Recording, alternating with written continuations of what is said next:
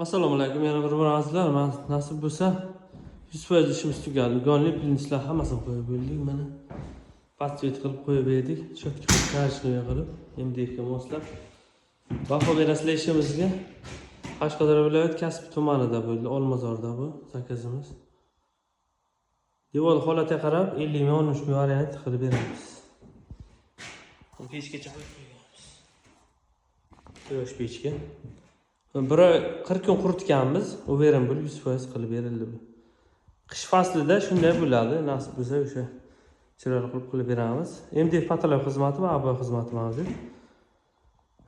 Kimga shunaqa xizmatlar kerak bo'lsa, Qashqadaryo, Surxondaryo, Samarqand, Buxoro bo'yicha Telegramga yozinglar, nomer qo'yamiz. Aloqaga chiqib ko'rasizlar bemalol. 5 kun bo'ldi yoshtirib ketganingizga mana endi gonli plintisni qo'yib berdik. Hammaga nasib qilsin, niyat qilganlar bitta like bosib qo'yamiz, fikrlarni kutamiz. Sog' bo'linglar.